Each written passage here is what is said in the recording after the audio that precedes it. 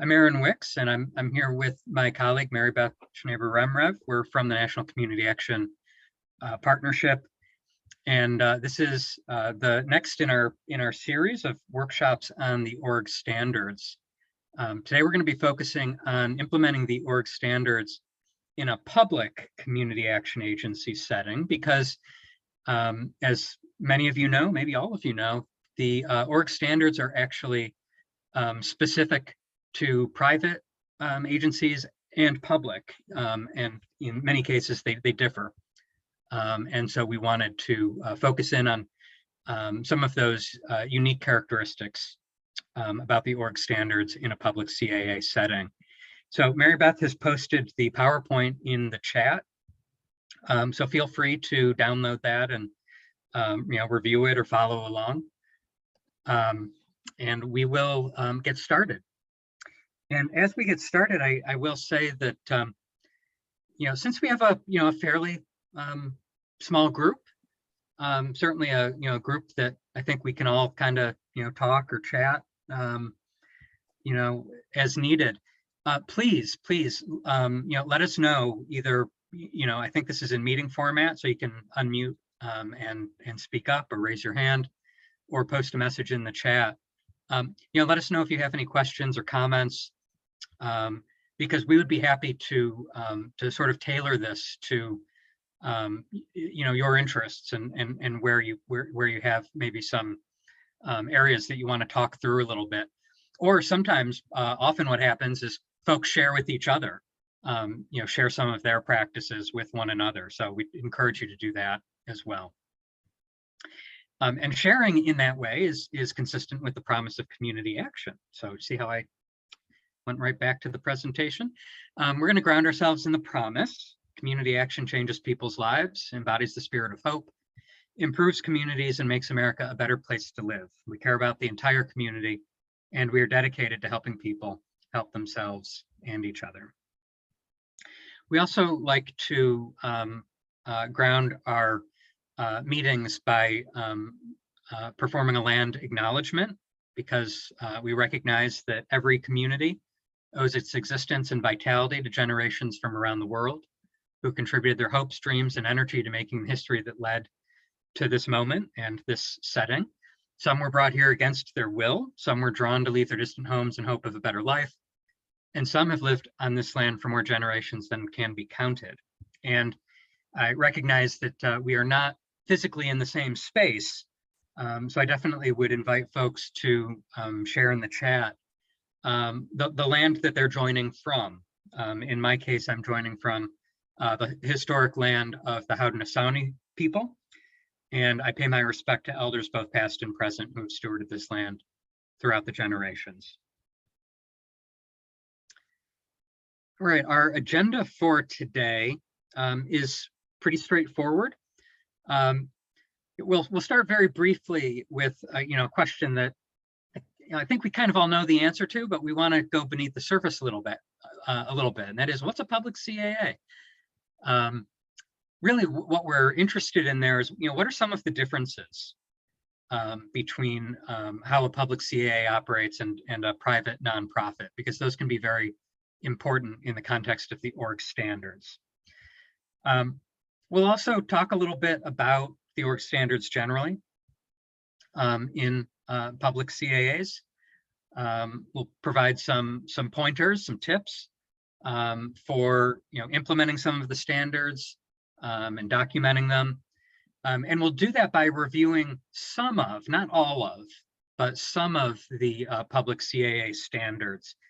As I said at the outset, many of them are very similar to private nonprofit org standards. And so if you know the org standards generally, in many cases, those similarities will be evident. And so we wanted to focus in on some of the areas where the differences can pose a little bit more of a challenge. And so again, we won't go through all of the standards, but we will review some of them so that we can highlight some of those differences.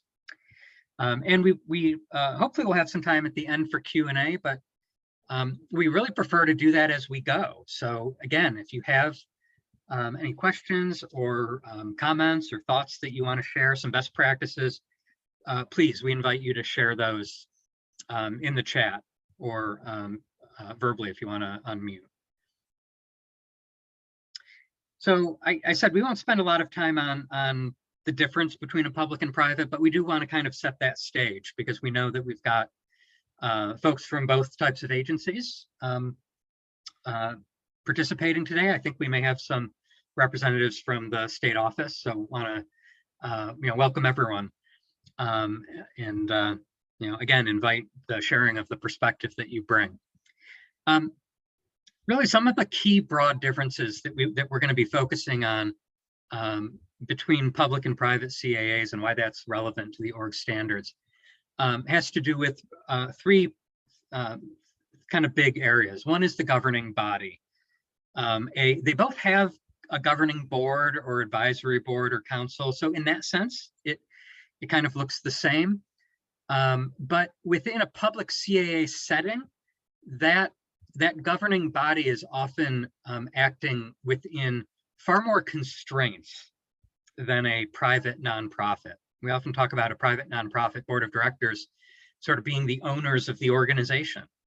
It's a little different in a public setting because it's a unit of the public sector of local government, and so the community is the owner, and the governing body is operating in sometimes an advisory, sometimes a somewhat fiduciary type of role. So, and that can vary from one public CAA to another. So a lot of difference exists there. And then related to that, the scope of the agency can be very different between public and private and among public CAAs. Some can be very limited in focus and some can be broader. And again, it really depends on where the CSBG authority rests in that public CAA and how that's structured as a part of local government. So we're mindful that that's very relevant to how the how the org standards are implemented. And then also related to that, the authority or autonomy of the agency. Again, a lot of variation. Some CSBG staff at public CAAs have pretty significant autonomy to implement and operate CSBG funded activities. Some have less discretion and are more guided by local government policy and practices. So we just wanted to highlight those to set the stage because they're very relevant to how the standards get implemented. And they can make it very complicated depending on the scope and authority of the local agency. For those of you that hadn't maybe seen the previous workshops that we've done in this series, we do want to remind everyone that the org standards are sort of a part of formal CSBG policy. They're not in the legislation, but they are formalized through an information memorandum, IM 138. And we've provided the link there, so you can go there and check that out if you want to. And we do note that there are 58 standards for private agencies and 50 for public. Again, some of the standards just don't apply in a public agency setting, and so only 50 of the 58 standards have a public agency allegory. I just used the word allegory. I wasn't planning on that, so it's a bonus for you today. The org standards are broken into three broad categories. Again, we're not going to go through all of the standards or the categories, but we just wanted to remind you of that structure. Maximum feasible participation, which really has to do with customer engagement and community engagement. Vision and direction, which has to do with planning and broad governance, organizational leadership. And then operations and accountability, which is obviously more operational in nature. That's where you really get into your HR, fiscal, and data related org standards. So again, kind of touched on this before, but just want to come back to it as we get into the actual substance. The role of the advisory body or board or council, can have different names in different entities. It's going to be different in every agency. And in many cases, it has limitations. And some of the significant ones often are in the area of financial responsibilities and oversight.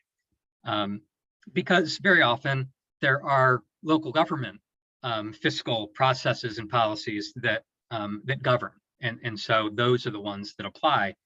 And so the advisory body may not have as much authority in those areas.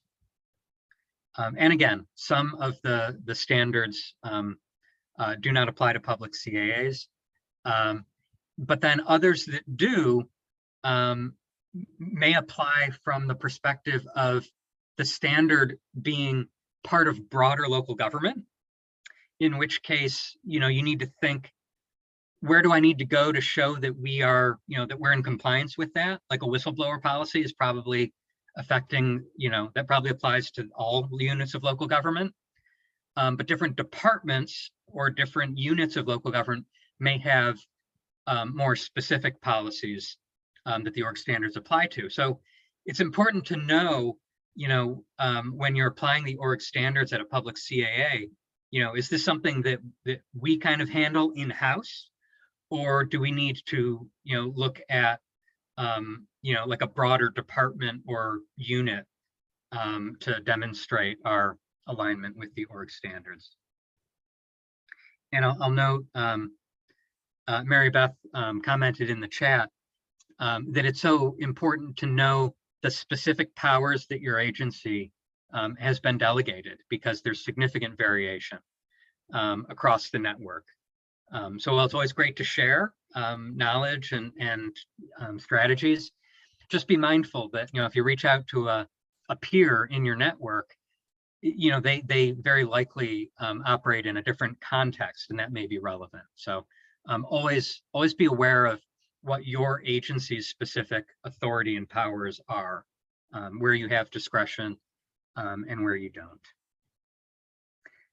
And then again, just to make that point once more, you've seen one CAA, you've seen one. Well, that applies just as well to our public agencies. So, so embrace that variation, but keep it in mind as we talk about some of the public CAA org standards today, because you'll really want to, think, how does that look in my agency? Because my agency isn't necessarily going to have the same look or the same culture or the same policies as others. So again, feel free to ask questions or share comments if you'd like to do so.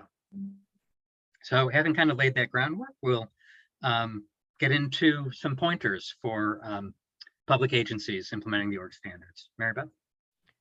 Thanks, Aaron. Yeah, and so we're just going to go through kind of broadly some things that public CAAs should be particularly aware of as you're going through the org standards, and some things that you can do to make the process hopefully a little bit smoother and less painful.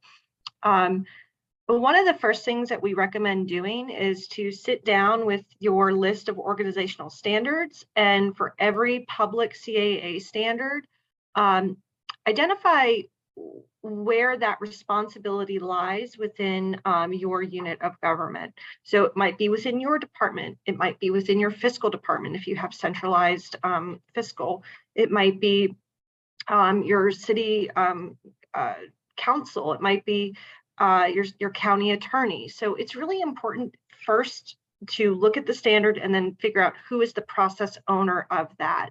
And we recommend reaching out well in advance for those items that are not within the purview of your specific agency.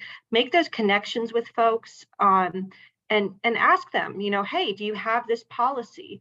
Do you have this piece of documentation? And then you need to follow up with that, not just, hey, do you have this, but for when it's time for us to assess the org standards, how long does it take for me to get this piece of documentation? Is there a particular process I have to go through in order to receive this documentation? Is there a particular time of year that this piece of information comes out? And with that, don't assume that those tasks that are maybe in a centralized unit of government actually fit your needs. So a really good example is risk assessment policies and procedures. Those policies and procedures may be done by a centralized fiscal department. They also may not be, or what is done within the risk assessment division broadly for the government may not be specific enough for your agency. And so it's why it's really important that you be really well-grounded and familiar with your local government processes, so that you can, identify, are there actions that your agency needs to be taking to put some things in place to assure that you are able to meet the organizational standards. And so along with that, as you're doing some outreach within your unit of government, folks outside your community action agency will likely not be familiar with the organizational standards. I understand that California, you guys are going through a kind of updated assessment process. Maybe has been a few years since you've done this outreach. You might have new staff in some of those other centralized departments. And so you should be ready that folks will have some questions, and you'll have to do some educating of your colleagues about what the organizational standards are and explaining why you need particular documentation. It also kind of means that you have to be an expert. You're going to have to be able to guide your peers in other divisions on what you need specifically, because they may not be familiar with it.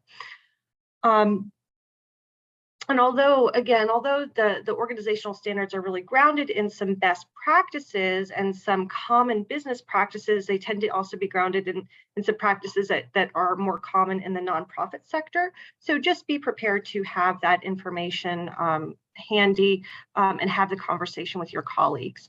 We'd love to know if you guys have bumped into this, if you've done some education of your fellow public sector colleagues, maybe in different divisions or different departments.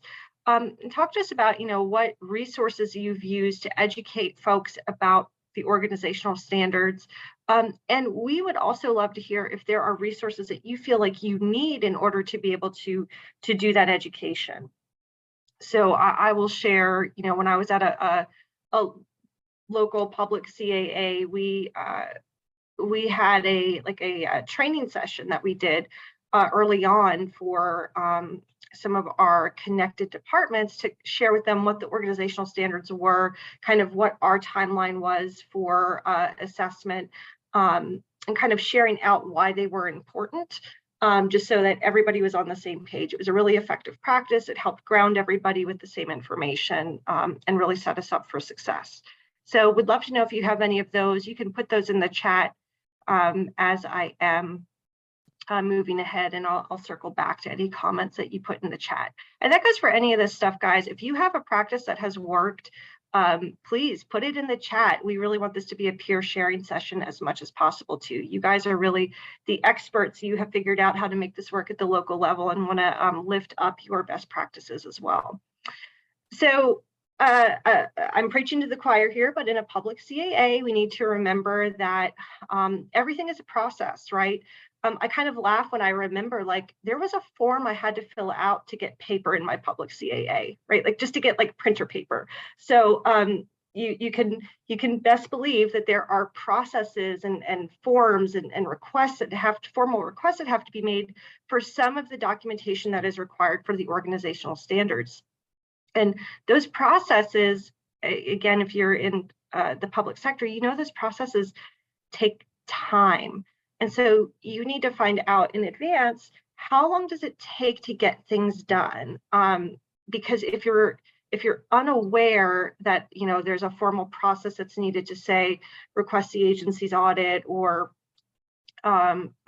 get confirmation from HR about the executive director's evaluation, if you're unaware that you had to do a formal process, you could really be caught, kind of flat-footed, off guard, right when your org standards assessment is due, if that piece of documentation can't be given to you by your other department. So really important to not just make those connections, but ask, how long does it take for me to get this? And then build that into your planning, into your organizational standards calendar, if you will. And just as a best practice there, also recommend that you add some lag time, particularly in this world where we are all, struggling with staffing shortages.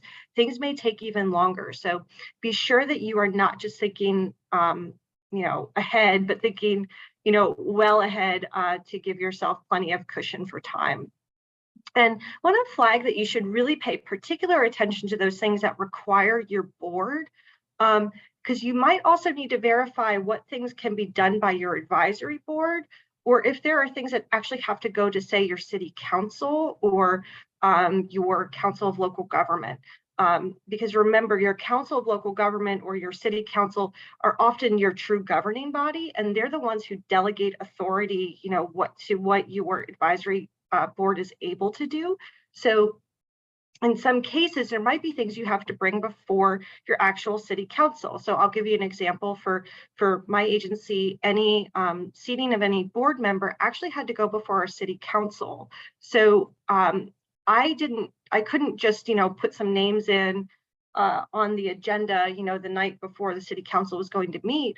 I actually had to get on the agenda, 2 months in advance, so that it was, properly planned for and communicated, and then formally on the agenda. So I had to be thinking ahead multiple steps.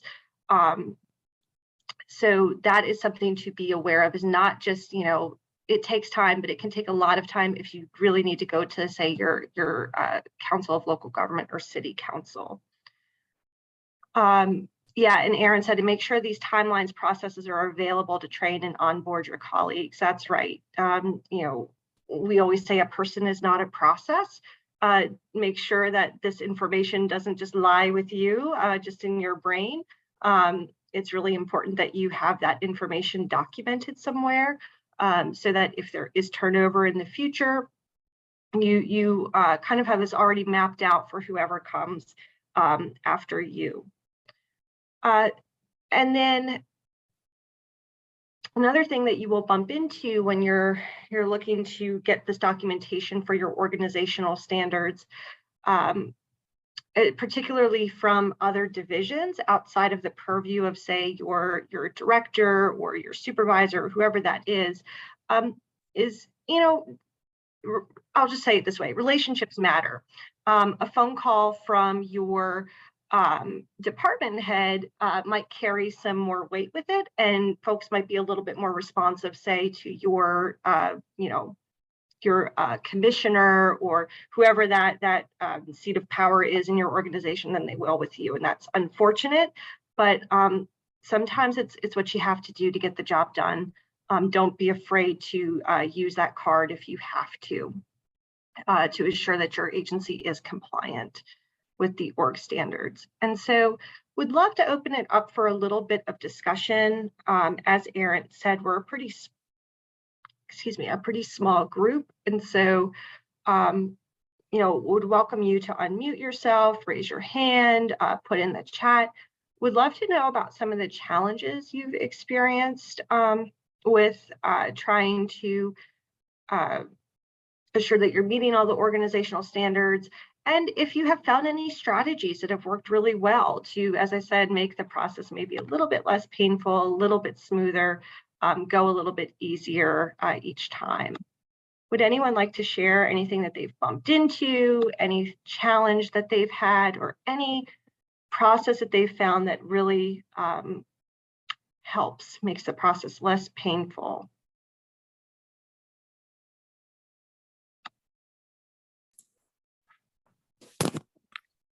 I don't mind starting with maybe an obstacle that we may be facing. It has to do with, so we have a community service action board that needs to approve some of the organizational standards, be presented with things, and approve them in the minutes. So our board is probably half the size that it needs to be. There's 8 seats that are filled and 15 open seats. Two of the eight seats that are filled are actually on like a medical leave right now and can't attend meetings. So getting a quorum to approve those items, we're not sure if we're going to have them. We've reached out to the current board members. We believe that we'll have a quorum for the dates to get those items approved. But yeah, it's a struggle to know for sure if we're going to be able to do that. Yeah, thank you for sharing that. That struggle with quorum is real. And I'll just share with you a few strategies. Well, one, I commend your strategy of calling the board members ahead of time and letting them know what's going to be on the agenda and telling them and stressing to them how important it is that they show up, right? Because you can't move forward, and you're right. If you can't get a quorum, then you can't get things approved by the deadline, and then you might wind up missing several standards as a result of that. A couple of things that you might look at is the size of your board. We have seen where boards are changing their bylaws to actually reduce the number of seats. Because a bigger board is more challenging, right? It's more challenging to get that number of folks to show up to a meeting in these times. But if you do something like that, make sure that one, you're checking with any local statute. You know, if you have any regulations from your city council about how big your board has to be, or as well as being familiar with any rules around boards in your state. Sometimes there are rules about how the smallest size a board can be. So that is one strategy that we have seen agencies using to kind of help with that quorum challenge. Thank you for lifting that up. Any others, or anyone have any suggestions if they've struggled with that before? Hello, this is Lucy Hernandez, and I work with a few public agencies, and I myself, I managed my public agency for 14 years. So one of the things I dealt with my board that was an issue with quorum, as Anissa had mentioned earlier, which I think we all face, is that we actually changed our bylaws to incorporate alternates that allowed us to ensure that there was a process. So if we had a board member that was going to miss a meeting, we ensured that the alternate was prepared and had their packets to serve in that position. And the board approves, obviously, that alternate can vote if there's any action items. So that's how we were able to increase our compliance with CSD when it came to action items and meeting quorum. And another element too is that we have a tracker as a public agency. Sometimes we obviously need our HR, our county council, our fiscal department to provide us elements that are needed for the organizational standards. So I have shared with my agencies a tracker that allows for all departments or individuals that are involved to ensure they know on an annual basis when they're needing to provide certain documents so that the board can have them on a timely basis. The board knows based on their category 5 what they need to approve. We have it calendared in our agenda minutes.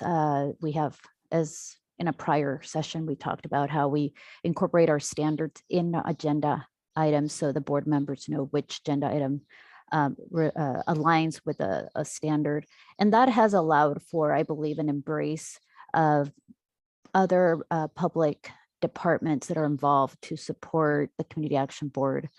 And as we know, many public agencies, we have minimal staff, and some of us are pass-through agencies, some of us are direct service providers, just depending, but we definitely rely on our county department partners and our county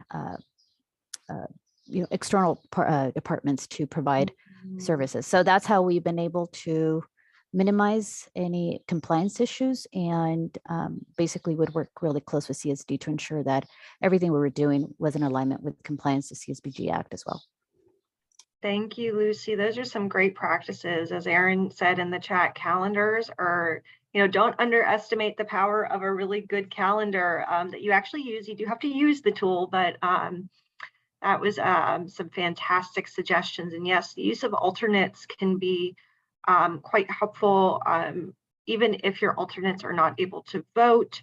Alternates are a really good risk mitigation strategy, in that that you're going to wind up with vacancies on your board, right? And when you have those vacancies, your alternates can kind of be your kind of next pool of board members to pull from. So really love the use of alternates. So thank you. Anybody else have any thoughts or comments or best practices they would like to share?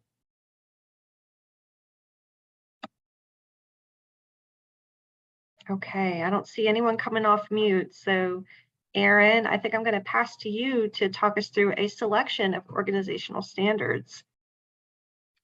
All right, thank you, Mary Beth.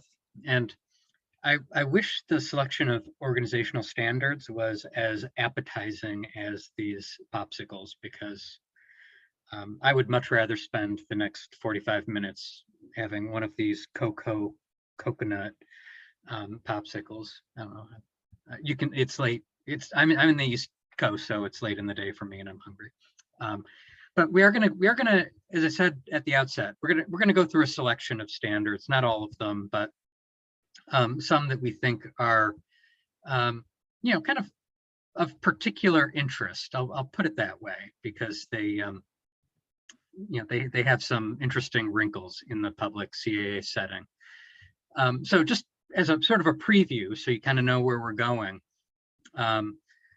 We're going to talk a little bit about customer satisfaction and engagement, because that can be very different in a public setting. We'll look at standards 6.1 and 5, which are sort of that broad vision governance planning category. And then we're really going to kind of get our hands dirty in HR and a little bit of fiscal, because those can be very complicated for the reasons that we've described. And so we do want to go through several of those so that we can just talk about some of the unique characteristics, and also invite the sharing of some practices, because we've already had some great peer sharing. So that's where we're going to go in the next section. And we'll start with 1.3, which really has 4 elements to it, and we've underlined them. The organization has a systematic approach for collecting, analyzing, and reporting customer satisfaction data to the governing board, which may be met through broader local government processes for public agencies. So the key thing to this standard is those 4 elements: systematic approach, collecting, analyzing, reporting. So let's just check in on each one of those.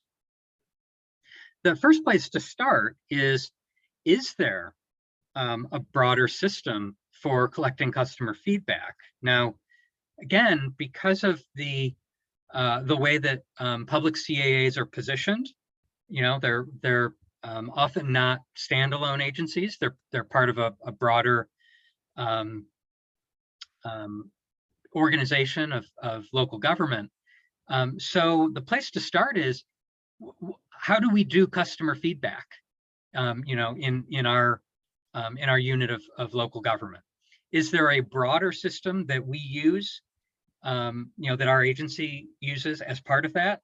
Or do we sort of each get to kind of develop our own, specific system relevant to the particular customers that we serve? So you first need to kind of identify what is the system, and then is it a good one? Is it one that meets the needs that your agency has? And also, is it providing enough information to your leadership or your board, so that they can, make the decisions and provide the input into services that they're called on to do. And then our question here, and this goes back to the comment that we made earlier about knowing your policies and what your authorities are. When you've gone through all of that, what's our system? Is it serving us? You then need to know how much ability do we have within our agency to create and administer our own survey. You may have no ability to do that. That just may not be an authority that you have, or you may have very broad authority to just go out and do it, or somewhere in between. So you want to go through that process and figure out, where are the areas that you can potentially act on when it comes to getting customer feedback. And Mary Beth put a comment in the chat, probably has an amusing story about using 311 data. So like, hey, we're getting customer feedback because people call in and tell us what they need. So that's pretty much all we need to know, right? And apparently there needed to be some, some dialogue about, why there may be the need for an additional system to get feedback from the community. So, sometimes you have to advocate within, your organization, just because folks sometimes just don't know what they don't know. They may not understand the purpose of the org standard and the role that it plays in terms of implementing your services. So.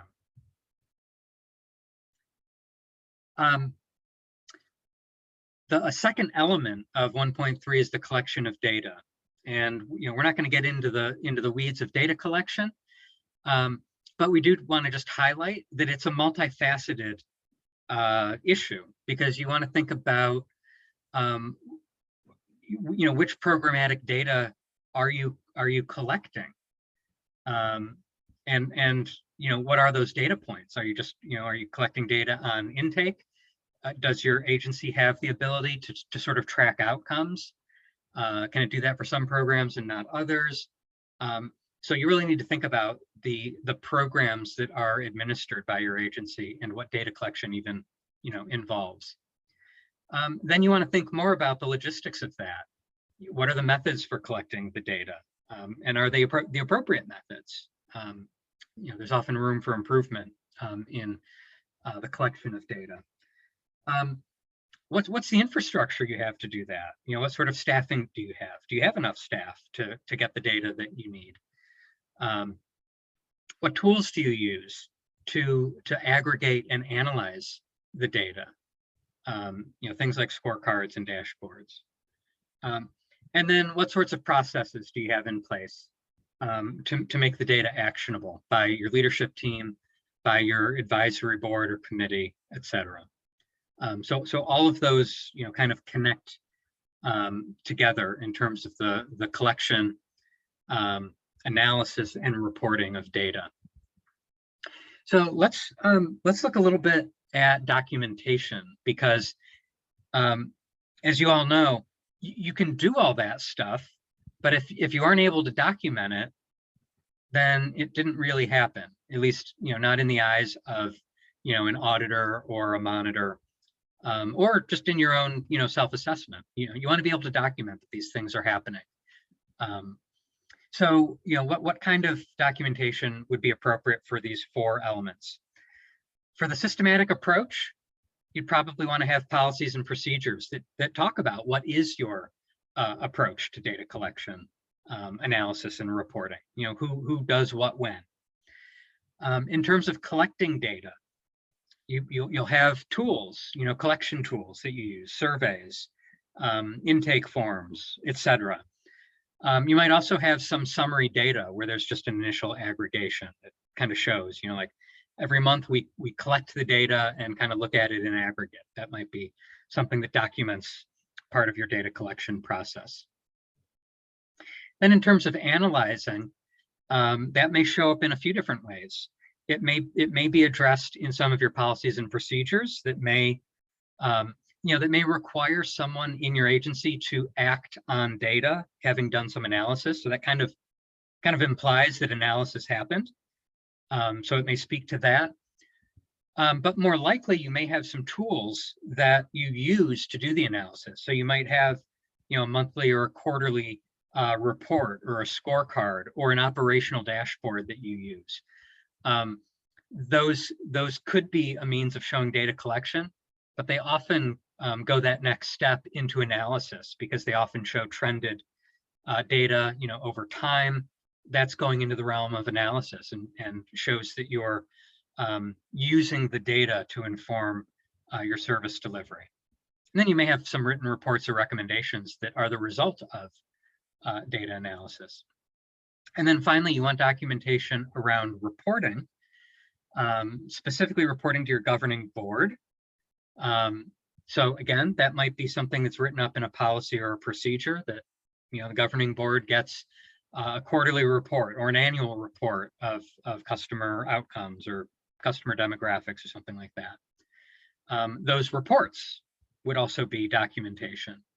And then of course, and we'll say this a few different times, board minutes.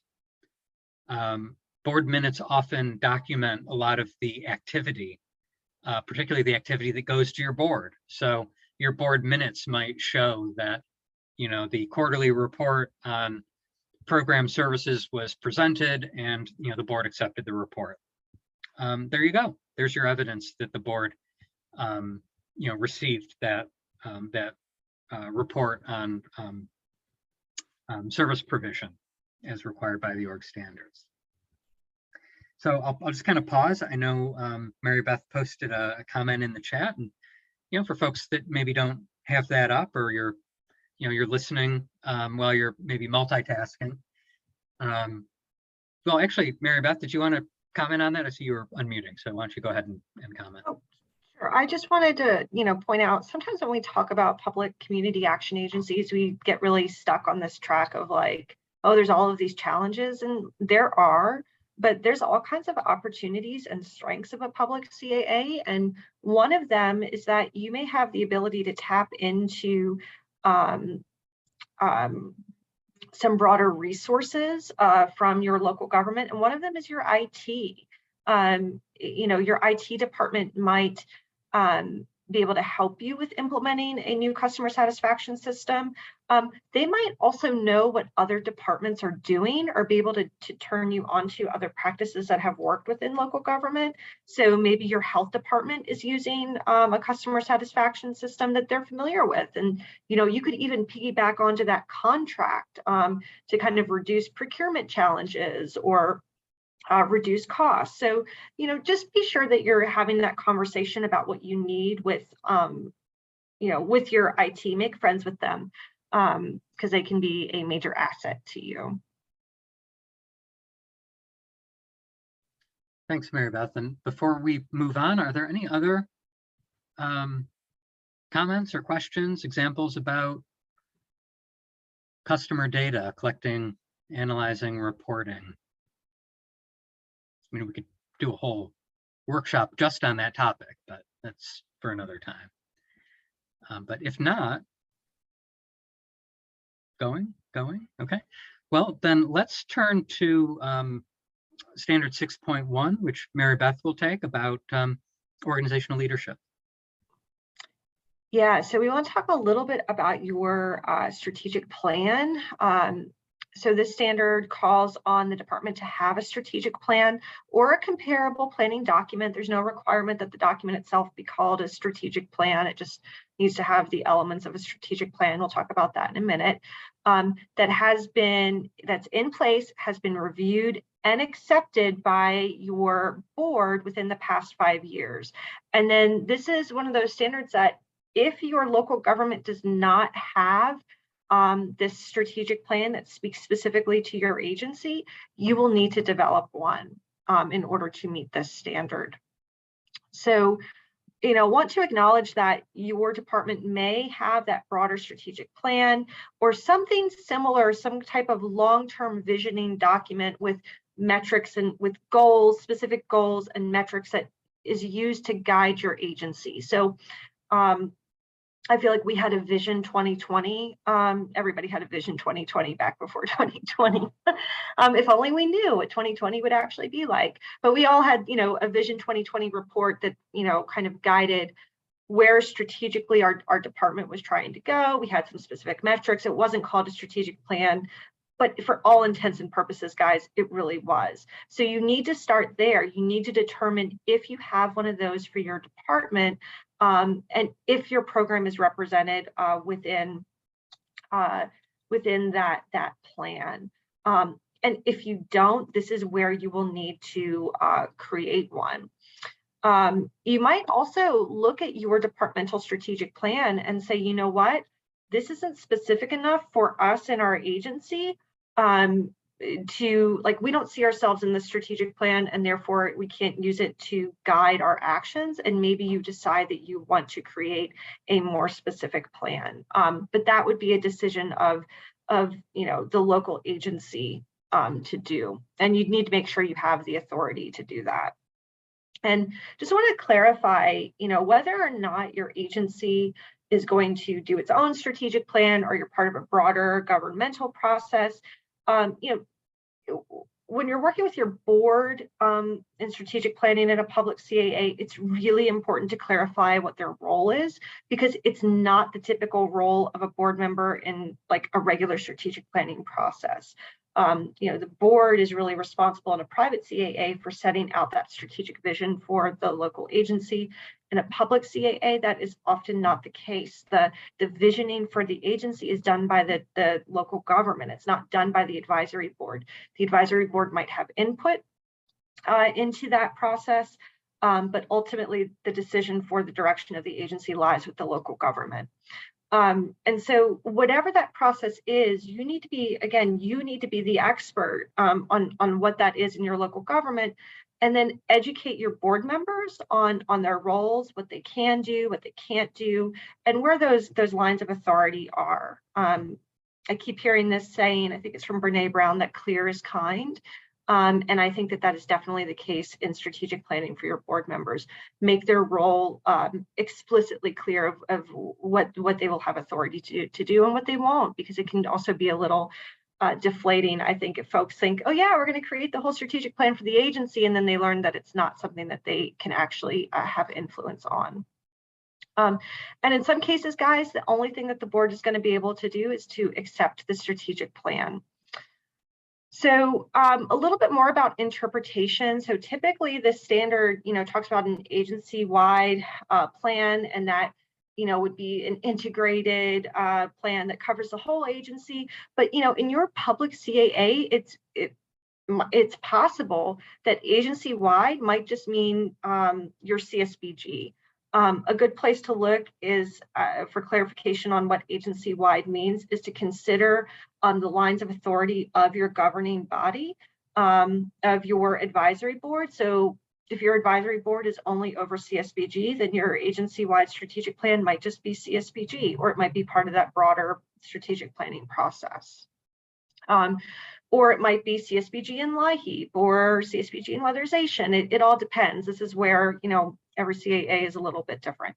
And as I said, the plan has to be accepted by your board. It's different than approval. It's just that this is something you want reflected in your minutes, that the board has reviewed the plan and accepts it and sees it as, this is strategically where the agency is going. Would love to lift up a really great tool that we have on the partnership website. It's a comprehensive guide to community action strategic planning. This was actually done in partnership with Cal Kappa some years ago. It's another one of those oldie but a goodie. So highly recommend you check this out. It'll walk you through everything, all of the steps of a successful strategic planning process. So you can check that out on our website, and the link is there in the PowerPoint.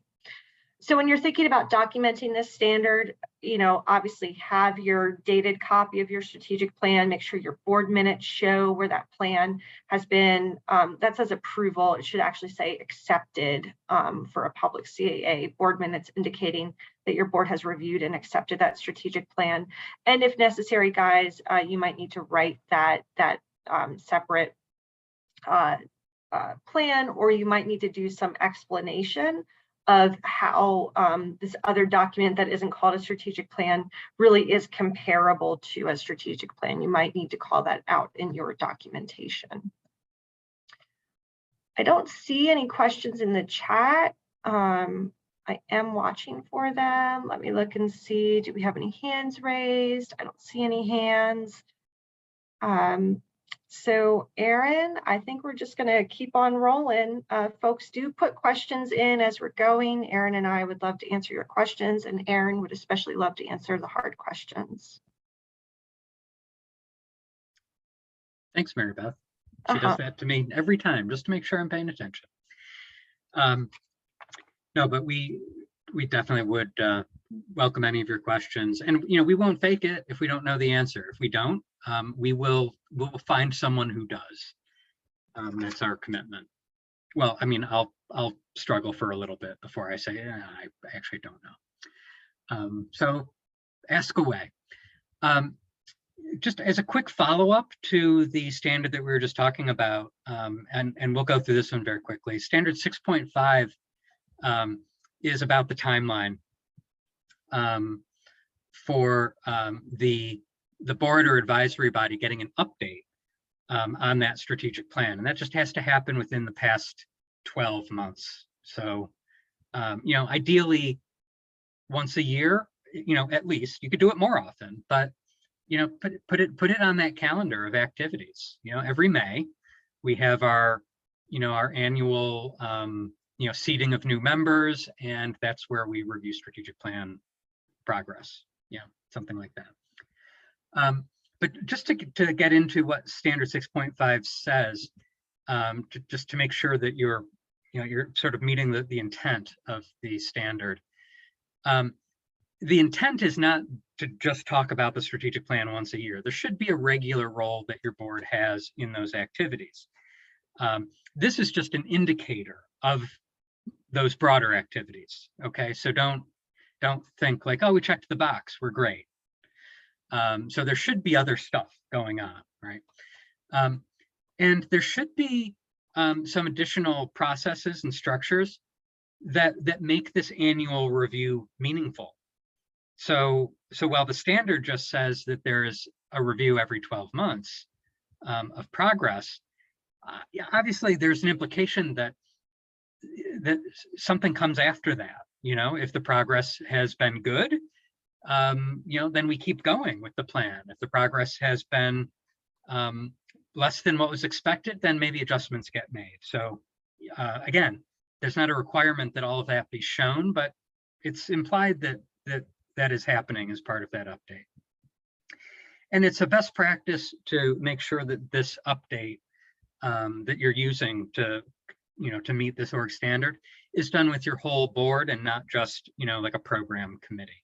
You may have a program committee that interacts with the strategic plan more frequently because that's kind of their role, but you do want to make sure that the whole board does get its regular interaction. And this particular standard is really directed at the whole group getting that update.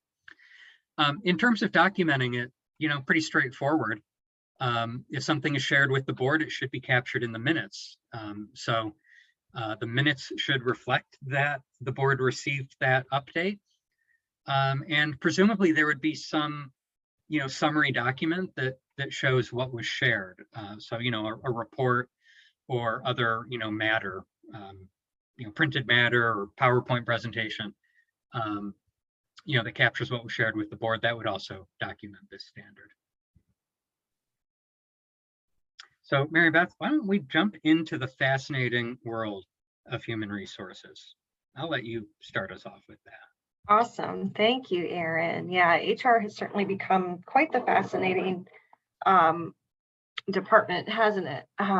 Especially in these times. So This is an area, guys, that can look like a given for a public community action agency, because if you scroll through it really quick, you go, oh yeah, that's all outside the purview of the department.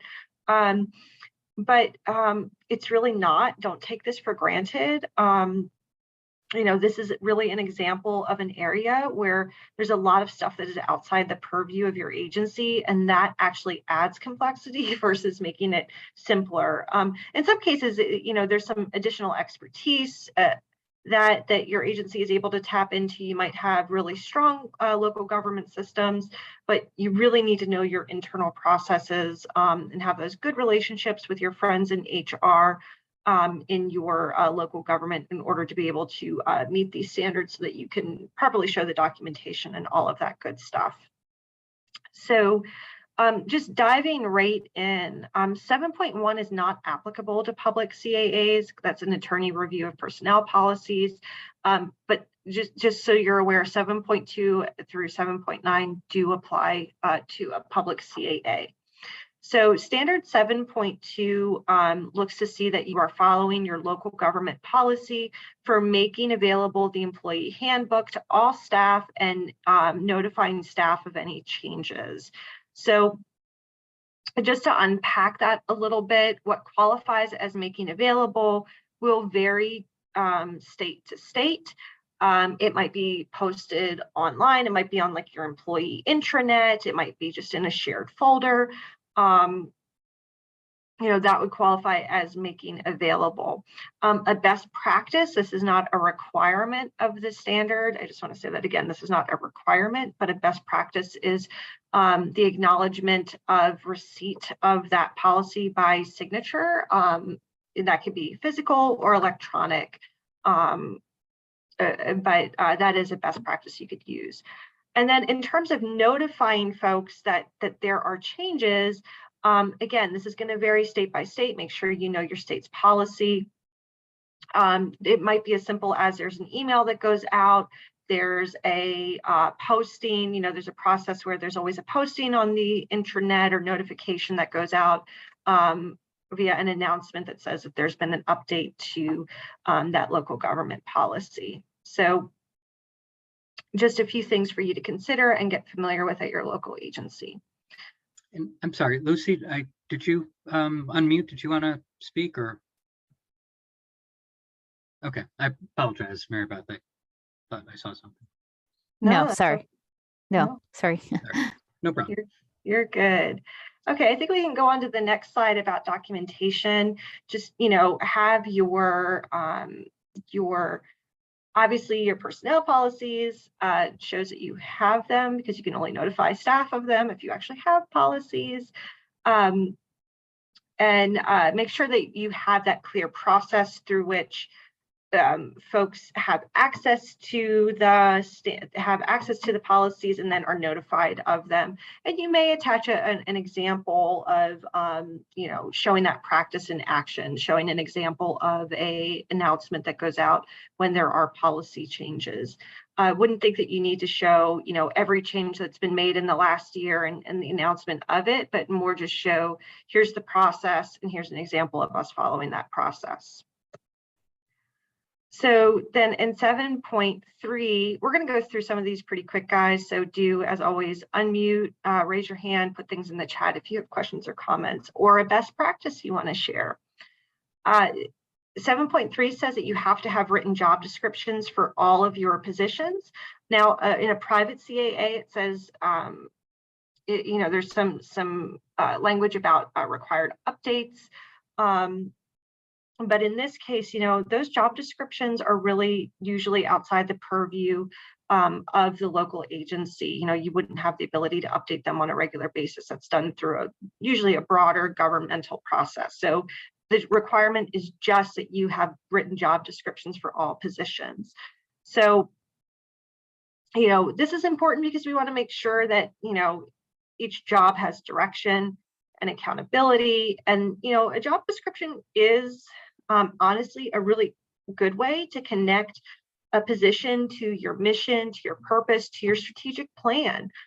It can be really helpful to kind of spell out those connections in a job description if you have that ability. We also feel like having a job description reduces the risk for compliance or fraud issues. Just another clarification here, the job descriptions are per position, or in your local government, like we call them classifications. It's not for each staff person. So I might have two people who sit in the same role, say they're a staff assistant. I only need one job description for the staff assistant role. I don't need a job description for John and a job description for Bob, if they're both in a staff assistant role.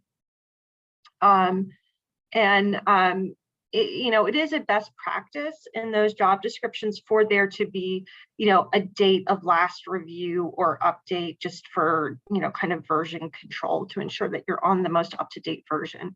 That is not a requirement of this standard, just a best practice for your consideration. So on the next slide, these are not requirements. There's nothing in the standard about this, but just some items that we think are best practices. This is actually guidance from our friends at Whipfleet about what a job description should include. It's about being explicit about what the job title is, who it reports to, what it does, what its essential duties are, additional duties, if there are any supervisory relationships or responsibilities that person has, minimum qualifications. KSAs are key. Aaron, I'm drawing a blank on what KSAs are, but I think they're like KPIs, like key performance indicators. Key skill areas? Key skill areas, thank you. Also being explicit about working conditions, available accommodations, and then acknowledgement of those factors of the job description. So guidance on documentation here is probably pretty straightforward. Have your list of classifications in your community action agency. Again, if you're not sure where your community action agency is in your public CAA, turn to your governing board, where the lines of authority are of your governing board. That is the area in your public CAA that the organizational standards would apply to. So if it's only CSBG, you just need to have the organizational chart and list of positions for just CSBG, or if it's CSBG and LIHEAP. I think you get my point. Have examples of your job descriptions. The date of last review or update is not a requirement for public CAAs, because updates are outside of your purview. And that's the same thing with board or committee minutes. Your board is not reviewing these. So those would also not be applicable. So with that, Aaron, I think I'm passing back to you to talk a little bit about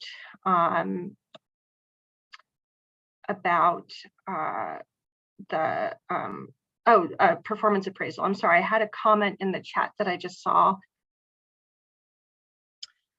All right, so yeah, I'll be going through some of the remaining HR standards, and we'll try to get through these pretty quickly, because then we did want to touch on a couple of fiscal ones, and then finish with some resources and just some quick information for you. So just keep an eye on our time. So yeah, 7.4. Similar to the wording of some of the previous ones, the local agency, the department, follows local government procedures for performance appraisal of the department head. So, don't necessarily have to have your own performance appraisal policy. You may not have the discretion for that. But to the extent that there is one in place, you do need to follow the policy that's in place. So you will want to, think about a few things relative to this. One is verify how that process happens. It may be written in a local policy. It may not be. It may just be a practice. But this can get challenging for appointed officials. So you really do need to kind of know the landscape of your agency in terms of how you meet this this standard. And just want to catch the note that Mary Beth posted. Going back to job descriptions, bargaining units, union agreements may have a role in not just job descriptions, but some of these other HR related standards as well. So good catch there. Please, if you're at a public agency that has an employee union or a bargaining unit, make sure that that you're operating in compliance with the requirements of that agreement, because that's critical. But again, in terms of the evaluation of the department head, again, it's making sure you know what that process is, and then following it and documenting that. Standard 7.5, very much related to 7.4. They often go together because they're often done at the same time. Makes sense. You do an evaluation. Part of that is the compensation of the leader. Now, in the public setting, compensation is generally set by by policy, by bargaining units, etc. So the standard here just requires that the compensation of the department head is made available according to local government procedure. So it may be published on the website, available for the public in that way. There may be a FOIL procedure. Mary Beth, help me out. Freedom of Information Law. Act. Yeah, you got it. Thank you. I panicked.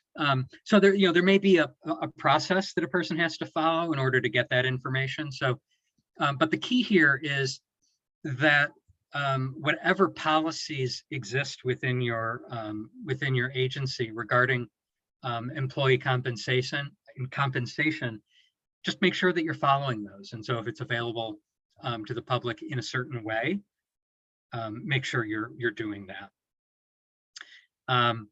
And again, just to come back to that point, and I want to be really clear about this, the standard does not require that this information be shared in any particular way. Okay, so it's not saying, oh, well, it has to be, it has to be there on the website, or you have to, publish it in your, in an annual report each year.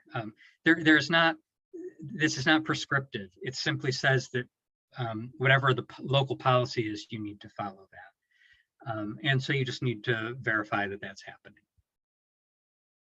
7.6, similar to 7.4 in terms of performance appraisal, but this is about employees by their supervisors. And I'm sorry, I just want to come back to Mary Beth's comment. There's also no requirement that the documentation for that standard show the compensation. Thank you.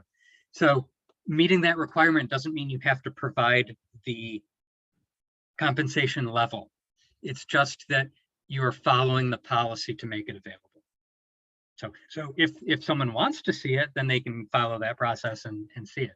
But you don't need to provide that in order to meet the standard. Thank you. That's often a point that people ask about. So standard 7.6, written evaluations of employees. As with some of these other ones, it's all about what your broader local government unit policies prescribe. So, if they require a written evaluation on a certain form on an annual basis, then standard 7.6 says that's what you need to do. If they require some other process, then you need to be sure that you're following that process. So some considerations with respect to this: it does require that there be a policy in place. So if you do not have one, or if you're unclear about that, you'll definitely want to look into that.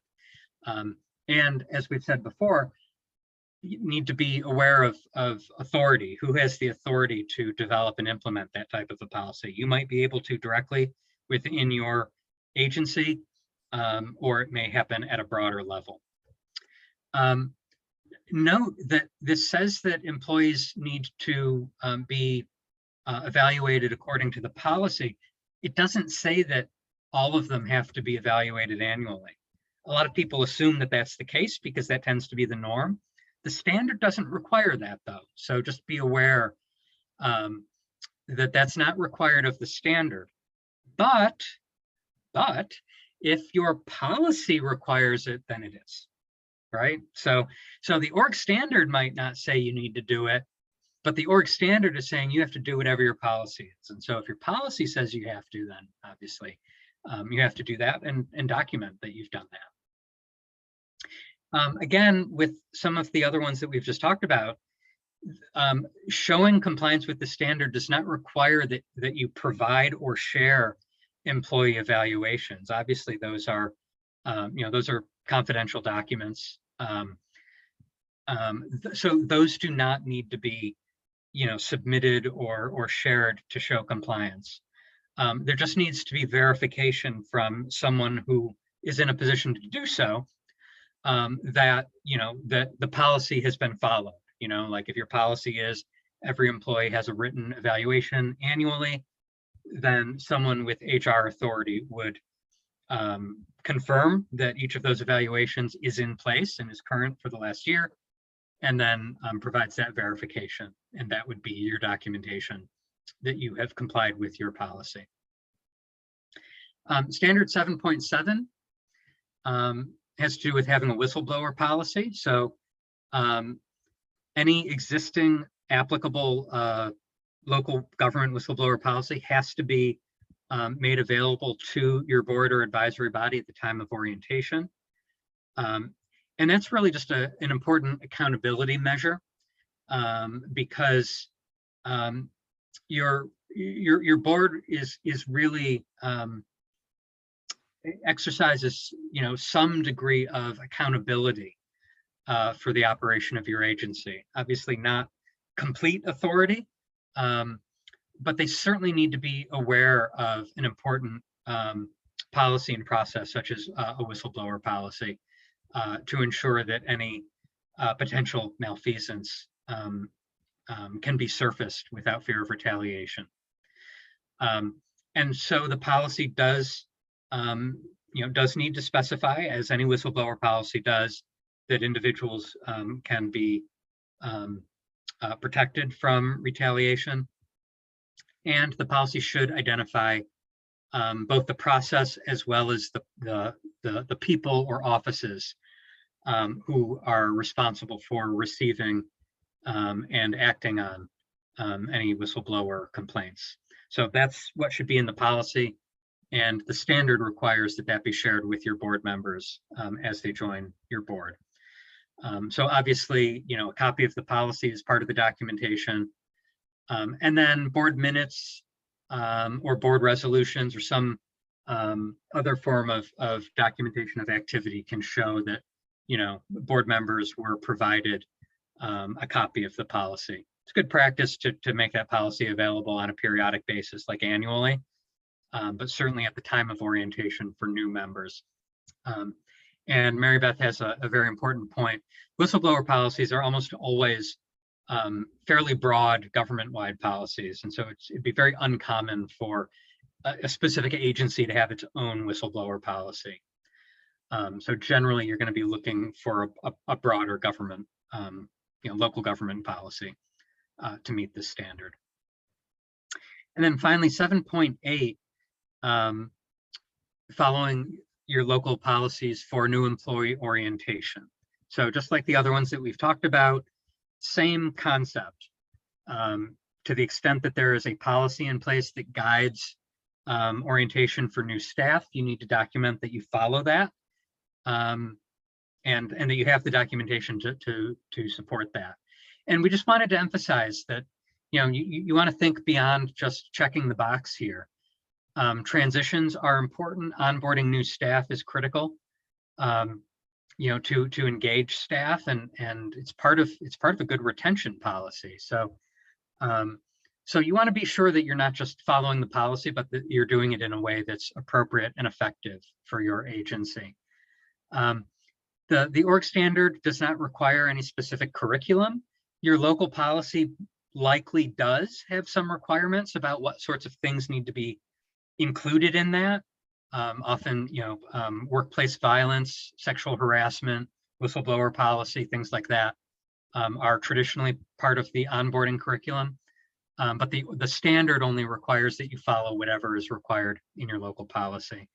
And also be sure that you're paying attention to timelines, because often your local policy will have timelines for this to happen, 30 days, 90 days, what have you, for the onboarding to be complete. So again, just need to be sure that you're following whatever your local policy is and documenting that you're following that. So that's a quick tour of HR.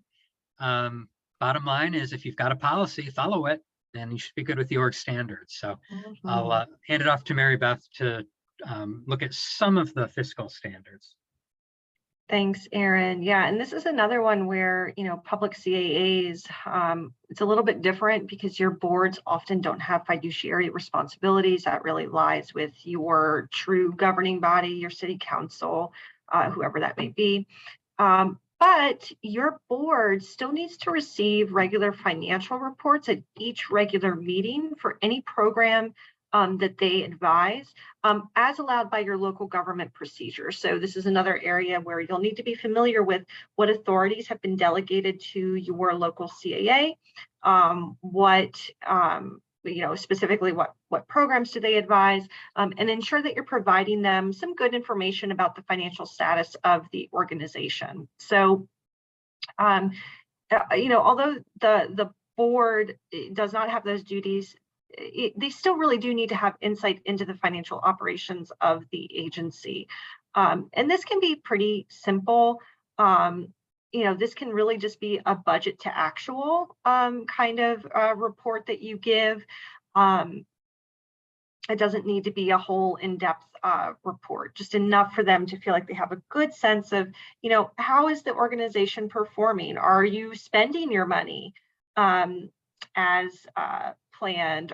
Where are you in relation to that budget or projections? Because your board can also be tremendously helpful, guys, with things like if you have a program that maybe is underperforming that you need to do some more outreach for, or maybe you need to partner with somebody. Like, this is where this kind of information can be really helpful for your board members, for them to really shine and serve the organization. Also want to clarify here that reports are not required at special meetings. Sometimes a special meeting is called. Your bylaws will specify how a special meeting is called, but you are not required to give a financial report at those special meetings. And again, as I said, this does not need to be complicated or in depth, just enough for them to have good information to make good decisions to support the agency in fulfilling its mission. So your documentation, pretty straightforward. Have your board agenda where you show, we're going to have a financial report, show the report that you gave. That might be a PowerPoint, it might just be a dashboard. It can be pretty simple, or it might just be your meeting minutes where you show that the board received a financial report and discussed the financial report. This physical log with board signatures attesting to the fact that they received the forms or received the reports is not a requirement. It's just a practice that we've heard of. So just want to clarify that. Not a requirement. Make sure you clarify with your state, though, if they have a specific requirement for documenting this standard. So in standard 8.9, we say the tripartite advisory or tripartite board or advisory body needs to have input as allowed by local government procedure into your budget process. Guys, this is really going to vary agency to agency. You need to be familiar with what input your board is able to have. It's really important that you verify your local policy. So I'll share in my agency, it was advisory only. We'd do our needs assessment, we'd have our CSBG budget, and we'd, divide up the money according to, our needs assessment. And we would validate it with the board and we'd say, hey, how does this look to you? Does this look right? and we would gather their input, but the decision was ultimately the decision of our executive director, who was a political appointee. She was not required to take the advice of the board. But it was a really good gut check, you know. It was a good kind of second set of eyes for us to test if our assumptions that we're making in our budget were realistic. You know, our board members had all kinds of expertise and knowledge that they brought with them. So that was actually, you know, what I think sometimes can be seen as just a formality, you know, kind of a check the box thing, was actually a really valuable process for our local government. I feel like our budgeting process was stronger because we had the input of these awesome community volunteers into our budget. Oh, standard 8.13, the department follows local government policies for document retention and destruction. Excuse me. Has anyone, I'm curious if anyone in the audience is their agency's record officer. I was my agency's record officer. And so whenever we talk about document retention and destruction, there is some trauma that is brought up. I just picture the file boxes filled with papers. Oh my goodness. But anyway, I won't bring you down that road with me.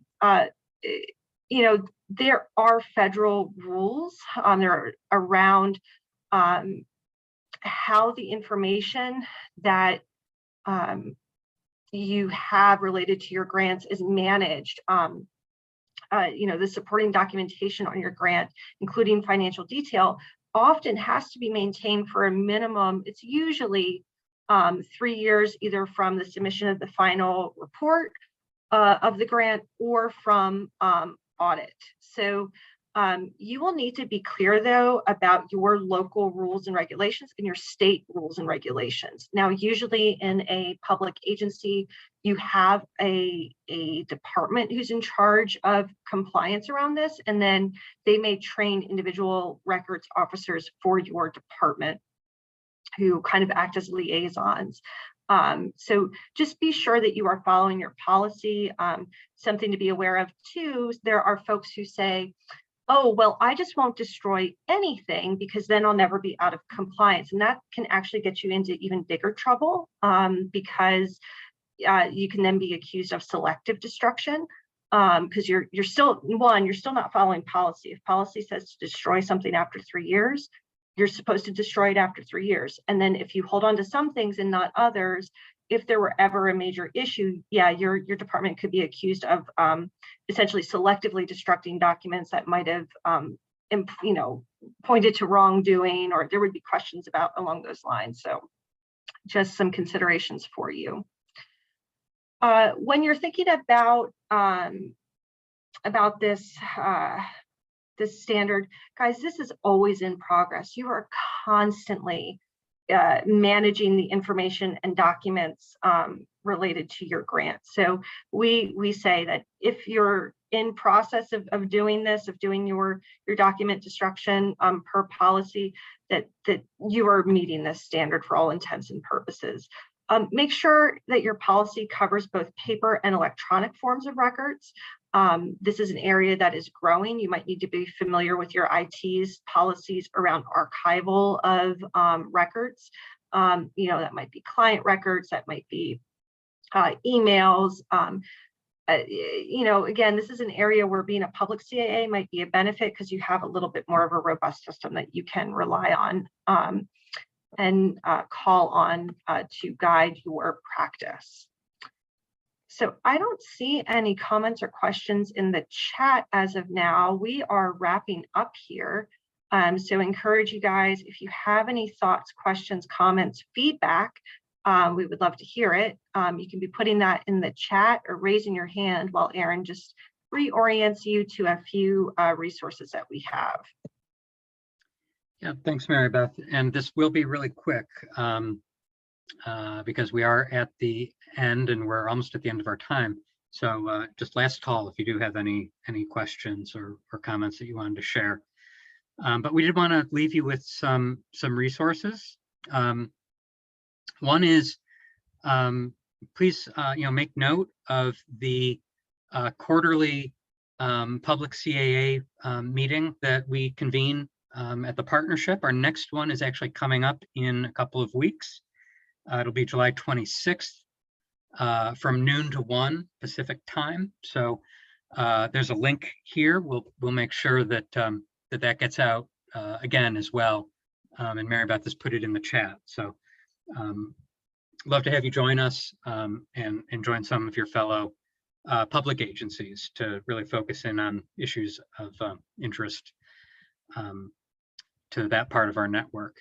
Also, remind everyone that we do have a web page at the partnership website devoted to the org standards. There's a ton of different resources here. So we're not going to go through all of the things that are there, but there are guides, calendars, etc. T&TA guides for each of the categories, so you can actually go deep into each standard, what it requires, very much like what we've done today, but even a little deeper with more context. So those are available. There are also some assessment tools, and states often use their own assessment tools. So obviously, your first place to go would maybe your state office to make sure that you're using the most recent state assessment tool. But we also have some templates available, that you could use as kind of a guide to just do a self-assessment of your agency. And it has all of the language specific to public community action agencies in that guide. We also wanted to make sure everyone knows about a really great resource from our friends at CAPLA. It's a series of videos called All Aboard. They're short, animated, and they're very kind of easy to access. They're, I don't know if I would say entertaining, but they're gonna be as entertaining as you're gonna find for board training. So, so don't shop around and look for something better. This is the best, and it's pretty darn good. So we like to share that resource. CAPLA puts some great material out. So it's very easy to meet your requirements for board training by making use of that resource. Also a good resource for staff training about the board. Also, one of the org standards has to do with risk and assessing risk.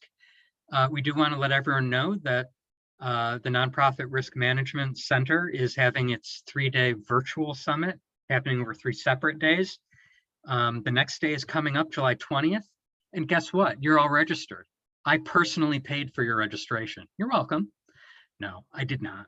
But the partnership negotiated an arrangement to allow all community action agencies, every single agency in our network, to have free registration. So you do need to go and register and sign up. But it's great material, and I think the July 20th session is going to be really good. There's a 3rd session later on this year in October.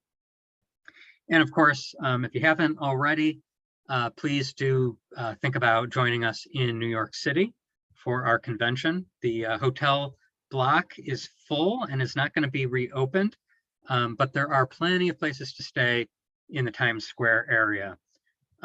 So we hope to see you there. And at any time, please, if you can't make it to the convention, reach out to myself, to Mary Beth. Always happy to take your questions. Also very happy to hear your best practices so that we can share those with others, because we love to be able to share those nuggets of wisdom from experts like yourselves. So I know we're at time. I want to thank everyone for joining us. Thank my colleague, Mary Beth Schneber-Remrev, for joining us in sharing this information. Thank Cal Kappa for arranging this time. And again, folks, if you need any help with org standards, please reach out to your state association, Cal Kappa, your state CSBG office, or us at the partnership. We're all happy to help you in any way we can. Have a great rest of your day. Take care.